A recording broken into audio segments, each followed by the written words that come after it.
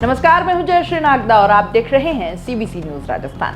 राजनीति में उम्र को लेकर एक नई बहस छिड़ गई है। बीजेपी प्रदेश अध्यक्ष सतीश पूनिया ने पॉलिटिक्स में रिटायरमेंट की उम्र 70 साल बताते हुए सियासी गलियारों में एक नई खलबली मचा दी है। उन्होंने 70 साल में रिटायरमेंट की मजबूती से पैरवी करते हुए चुनाव में नई लीडरशिप खड़ी करने की बात कह डाली। उन्होंने कहा कि मैंने इस पर काम भी शुरू कर दिया है।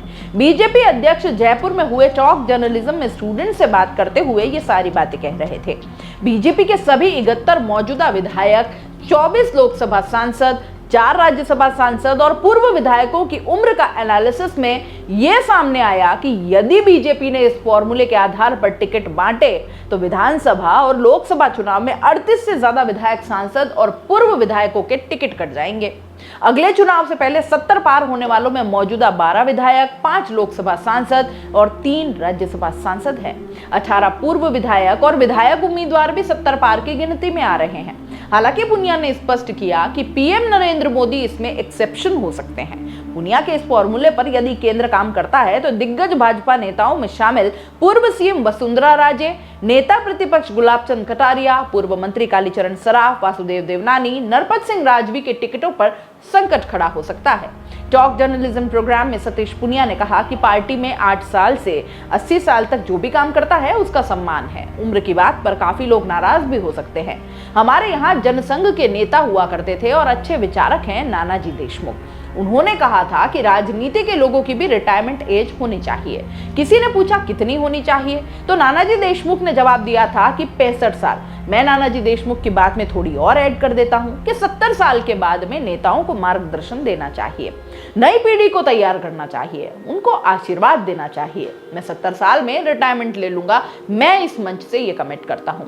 तो अब भैया ये हो गया है एक नई भयंकर बहस का विषय कि क्या उम्रदराज नेताओं को मार्गदर्शक टोली में शामिल करना चाहिए, उन्हें हाशिए पर बिठा देना चाहिए और नौजवान नेताओं को मौका दे देना चाहिए ताकि युवा नेता अपने तेवर के साथ काम कर सके, कुछ नए नवाचार किए जा सके, या फिर अनुभव को तरजीह दी जानी चाहिए। अब लगता है इस पर बहस थोड़ी लंबी चलेगी, क्योंकि राजनीति में भैया कोई अपनी कुर्सी इतनी आसानी से जाने देता नहीं है। बाकी आगे देखिए होता है क्या।